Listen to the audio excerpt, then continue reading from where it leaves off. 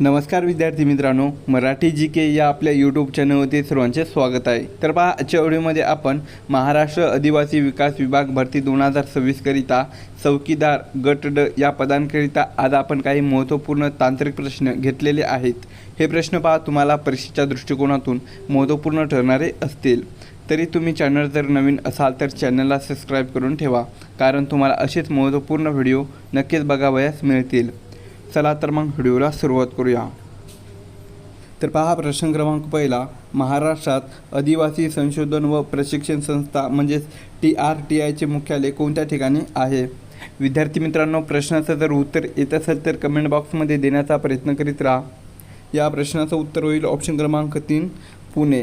तर महाराष्ट्र राज्य आदिवासी संशोधन व प्रशिक्षण संस्था या संस्थेची जी स्थापना आहे तर ती पहा 1962 मध्ये कधी सन 1962 या वर्षी पुणे या शहरामध्ये करण्यात आलेली होती, जे की आदिवासीच्या सामाजिक आर्थिक विषयावर संशोधन करणे या संस्थेचे मुख्य कार्य होते। तर या प्रश्नाचं उत्तर होईल आपलं ऑप्शन क्रमांक 3। प्रश्न क्रमांक दुसरा, गोदावरी नदीचा उगम नाशिक जिल्ह्यातील कोणत्या डोंगरावर होतो? या प्रश्नाचं उत्तर होईल पहा ऑप्शन क्रमांक 2 त्र्यंबकेश्वर। तर गोदावरी नदी नाशिक जिल्ह्यातील त्र्यंबकेश्वर येथील पहा ब्रह्मगिरी कोणत्या ब्रह्मगिरी या डोंगरावर गोदावरी नदीचा उगम होतो, जे की ही महाराष्ट्रातली सर्वात लांब नदी आहे। या प्रश्नाचं उत्तर होईल आपलं ऑप्शन क्रमांक 2। प्रश्न क्रमांक तिसरा, कातकरी ही केंद्र शासनाने घोषित केलेली अतिमागास आदिवासी जमात प्रामुख्याने कोणत्या जिल्ह्यात आढळते? या प्रश्नाचं उत्तर होईल पहा ऑप्शन क्रमांक 1 रायगड। तर कातकरी ही जमात प्रामुख्याने रायगड आणि पहा रायगड आणि ठाणे या जिल्ह्यामध्ये ती प्रामुख्याने आढळते, जे की केंद्र सरकारने महाराष्ट्रातील कातकरी, कोलम आणि माडिया गोंड या 3 जमातींना अतिमागास म्हणून घोषित केलेले आहे। या प्रश्नाचं उत्तर होईल आपलं ऑप्शन क्रमांक 1। प्रश्न क्रमांक 4, केसरी व मराठा ही प्रसिद्ध वृत्तपत्रे कोणी सुरू केलेली आहे? या प्रश्नाचं उत्तर होईल ऑप्शन क्रमांक 4 लोकमान्य बाळ गंगाधर टिळक। तर लोकमान्य टिळकांनी पहा सन 1881 मध्ये कधी सन 1881 मध्ये ही 2 वृत्तपत्रे त्यांनी सुरू केलेली होती, जे की केसरी हे जे वृत्तपत्र आहे तर ते पहा मराठी या भाषेमध्ये होते। कोणते? मराठी या भाषेमध्ये केसरी हे वृत्तपत्र त्यांनी सुरू केलेले होते, आणि मराठा हे जे वृत्तपत्र होते तर ते पहा इंग्रजी या भाषेमध्ये होते। कोणत्या? इंग्रजी या भाषेमध्ये त्यांनी हे सुरू केलेले होते। या प्रश्नाचं उत्तर होईल आपलं ऑप्शन क्रमांक 4। प्रश्न क्रमांक 5, गारो, खासी आणि जयंतिया या प्रमुख आदिवासी जमाती भारताच्या कोणत्या राज्यात आढळतात? तर ऑप्शन क्रमांक 1 पहा मेघालय। तर गारो, खासी, जयंतिया या प्रमुख 3 आदिवासी जमाती या भारताच्या पहा मेघालय या राज्यामध्ये प्रामुख्याने त्या आढळतात। प्रश्न क्रमांक 6, पानिपतची दुसरी लढाई खालीलपैकी कोणामध्ये झाली होती? तर ऑप्शन क्रमांक 1 पहा अकबर आणि हेमू। तर पानिपतची दुसरी लढाई ही पहा 1556 मध्ये कधी 1556 मध्ये अकबर आणि हेमू म्हणजेच सम्राट हेमचंद्र विक्रमादित्य यामध्ये झालेली होती। तर यामध्ये पहा हेमूचा हा पराभव झालेला होता। तसेच पहा बाबर आणि इब्राहिम लोदी यामध्ये पानिपतची पहिली लढाई झाली होती। तर पहिली लढाई ही जी आहे तर ती 1526 मध्ये कधी बाबर आणि इब्राहिम लोदी यामध्ये पानिपतची पहिली लढाई झालेली होती, जे की ही 1526 मध्ये लढली गेलेली होती। आणि मराठे आणि अब्दाली यामध्ये पहा पानिपतची तिसरी लढाई झालेली होती। कितवी? तिसरी। पानिपतची तिसरी लढाई या ठिकाणी झालेली होती। ही जी लढाई आहे तर ती 1761 मध्ये लढली गेलेली होती। केव्हा झालेली होती? 1761 मध्ये पानिपतची तिसरी लढाई ही मराठे आणि अब्दाली यांमध्ये झालेली होती। तर या आपल्या प्रश्नाचं उत्तर होईल ऑप्शन क्रमांक 1 पानिपतची दुसरी लढाई ही अकबर आणि हेमूमध्ये झालेली होती। प्रश्न क्रमांक 7, स्टेनलेस स्टील हे मिश्रण लोखंडासोबत खालीलपैकी कोणते घटक मिसळून बनवले जाते? या प्रश्नाचं उत्तर होईल ऑप्शन क्रमांक 2 पहा, क्रोमियम आणि कार्बन. तर स्टेनलेस स्टील हे लोखंडासोबत प्रामुख्याने क्रोमियम जे की गंज रोखण्यासाठी असते आणि थोड्या प्रमाणामध्ये कार्बन मिसळून बनवले जाते, म्हणून या प्रश्नाचं उत्तर होईल आपलं ऑप्शन क्रमांक 2. प्रश्न क्रमांक 8, प्रार्थना समाजाची स्थापना कधी व कुठे झालेली आहे?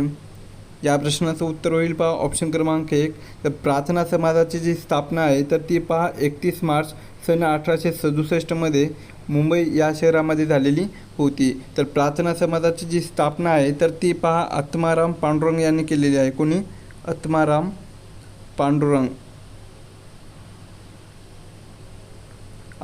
पांडुरंग यांनी प्रार्थना समाजाची स्थापना ही केलेली आहे. या प्रश्नाचं उत्तर होईल आपलं ऑप्शन क्रमांक 1. प्रश्न क्रमांक 9, भारताच्या सर्वोच्च न्यायालयाच्या पहिल्या महिला न्यायाधीश कोण होत्या? या प्रश्नाचं उत्तर होईल पहा ऑप्शन क्रमांक 3, फतिमा बीबी. तर भारताच्या सर्वोच्च न्यायालयाच्या पहिल्या महिला न्यायाधीश या न्यायमूर्ती फतिमा बीबी होत्या. तर त्यांची पहा 6 ऑक्टोंबर 1989 कधी? 6 ऑक्टोंबर 1989 सर्वोच्च न्यायालयाच्या न्यायाधीशपदी त्यांची नियुक्ती करण्यात आलेली होती. या प्रश्नाचं उत्तर होईल आपलं मग ऑप्शन क्रमांक 3. प्रश्न क्रमांक 10, मधुबनी ही प्रसिद्ध लोककला चित्रप्रकार भारताच्या कोणत्या राज्यांशी संबंधित आहे? तर ऑप्शन क्रमांक 2 पहा, बिहार.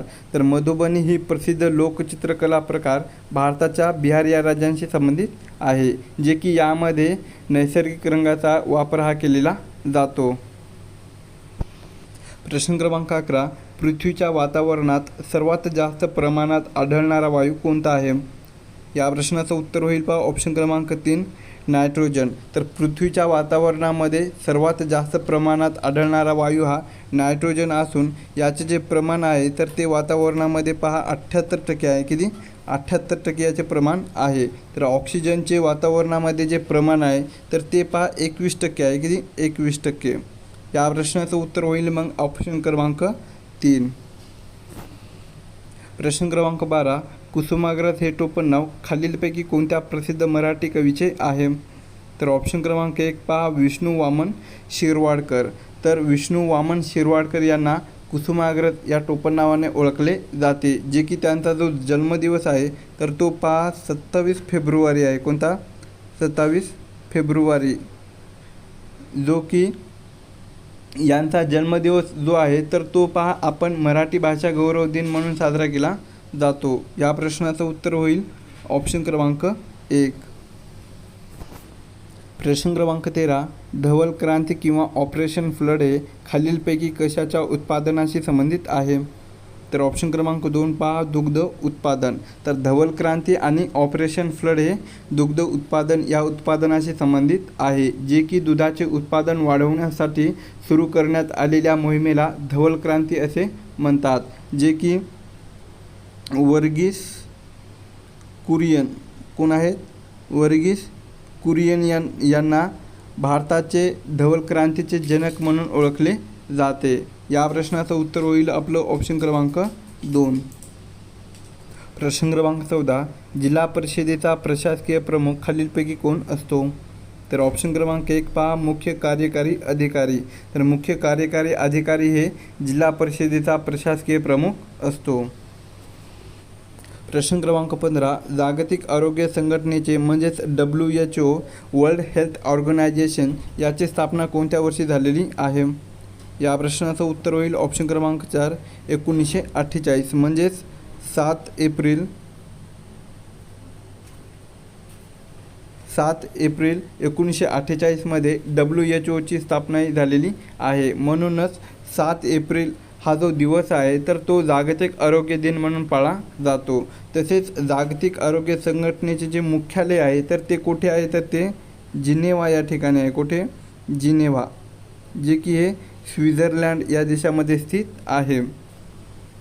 प्रश्न क्रमांक 16, भारतीय संविधानाच्या कोणत्या कलमाअंतर्गत राष्ट्रपती राजवट लागू केली जाते? तर ऑप्शन क्रमांक 2 पहा कलम 356. तर आपल्या भारतीय संविधानाच्या कलम 356 या कलमाअंतर्गत राष्ट्रपती राजवट ही लागू केली जाऊ शकते, जे की राज्यातील घटनात्मक यंत्रणा कोलमडते तेव्हा राज्यपाल यांच्या शिफारसीवरून राष्ट्रपती कलम 356 या कलमानुसार राष्ट्रपती राजवट ही लागू करतात. या प्रश्नाचं उत्तर होईल आपलं ऑप्शन क्रमांक 2. प्रश्न क्रमांक 17. कोणते भारतीय राज्य हे देशातील पहिले संपूर्ण डिजिटल बँकिंग राज्य बनलेले आहे? तर ऑप्शन क्रमांक 4 पहा केरळ. तर केरळ हे भारतातील पहिले राज्य आहे ज्याने आपल्या बँकिंग क्षेत्राचे संपूर्णपणे डिजिटलायझेशन केलेले आहे. म्हणून या प्रश्नाचं उत्तर होईल ऑप्शन क्रमांक 4. प्रश्न क्रमांक 18. कृपण या शब्दाचा योग्य विरुद्धार्थी शब्द आपल्याला निवडायचा आहे. तर कृपण या शब्दाचा योग्य विरुद्धार्थी शब्द कोणता होईल? ऑप्शन क्रमांक 3 पहा उदार होतो. काय होतो? उदार. तर कृपण म्हणजेच काय? कृपण म्हणजेच कंजूस. कृपण म्हणजेच कंजूस. कृपण या शब्दाचा अर्थ हा कंजूस होतो आणि उदार या शब्दाचा अर्थ पहा मोठ्या मनाचा होतो. काय होतो? मोठ्या मनाचा म्हणजेच खर्च करणारा असा अर्थ होतो. म्हणून या प्रश्नाचं उत्तर होईल आपलं ऑप्शन क्रमांक 3. प्रश्न क्रमांक 19. आयुष्यमान भारत योजना प्रामुख्याने कोणत्या क्षेत्राशी संबंधित आहे? तर ऑप्शन क्रमांक 2 पहा आरोग्य. तर आयुष्यमान भारत योजना ही प्रामुख्याने आरोग्य या क्षेत्राशी संबंधित आहे, जे की ही जी योजना आहे तर या योजनेअंतर्गत गरीब कुटुंबांना 5 लाखापर्यंत काय गरीब कुटुंबांना 5 लाखापर्यंत मोफत उपचार मिळाले जातात. प्रश्न क्रमांक 20. UPIचे पूर्ण रूप म्हणजे फुल फॉर्म काय आहे? तर UPIचा फुल फॉर्म काय होईल? ऑप्शन क्रमांक 2 पहा युनिफाईड पेमेंट इंटरफेस. काय होईल? UPIचा फुल फॉर्म हा युनिफाईड पेमेंट इंटरफेस असा होतो, जे की UPI हे जे आहे तर ते पहा NPCI काय आहे? NPCI म्हणजेच national payment corporation of India याद्वारे विकसित केलेले झटपट पेमेंट प्रणाली आहे. प्रश्न क्रमांक 21. डोळ्यात तेल घालून जपणे या वाक्यप्रचाराचा आपल्याला अर्थ सांगायचा आहे. तर डोळ्यात तेल घालून जपणे या वाक्यप्रचाराचा अर्थ पहा ऑप्शन क्रमांक 1 अतिशय काळजीपूर्वक रक्षा करणे. काय होईल? अतिशय काळजीपूर्वक रक्षा करणे असा अर्थ होतो. प्रश्न क्रमांक 22. महाराष्ट्रातील सर्वात उंच शिखर कळसुबाई हे या 2 जिल्ह्याच्या सीमेवर आहे. तर ऑप्शन क्रमांक 3 पहा अहिल्यानगर आणि नाशिक. तर महाराष्ट्रातील सर्वात उंच शिखर कळसुबाई ज्याची उंची पहा 1646 मीटर आहे. किती? 1646 मीटर उंची असून हे पहा अहिल्यानगर आणि नाशिक जिल्ह्याच्या सीमेवर येते. क्रमांक 23. सारथी ही मोबाईल ॲप संस्था खालीलपैकी कोणत्या क्षेत्राशी संबंधित आहे? तर ऑप्शन क्रमांक 1 पहा सेबी. तर सारथी ही मोबाईल ॲप संस्था पहा सेबी या क्षेत्राशी संबंधित आहे. तर सेबीचा फुल फॉर्म काय होईल? तर एस म्हणजे पहा सिक्युरिटीज, ई म्हणजे एक्सचेंज, बी म्हणजे बोर्ड आणि आय म्हणजे इंडिया, जे की हे सेबी जे आहे तर हे शेअर बाजारातील गुंतवणूकदारांना शिक्षित आणि जागृत करण्यासाठी सेबीने सारथी हे ॲप सुरू केलेले आहे. प्रश्न क्रमांक 24. काझीरंगा राष्ट्रीय उद्यान कोणत्या प्राण्यासाठी जगप्रसिद्ध आहे?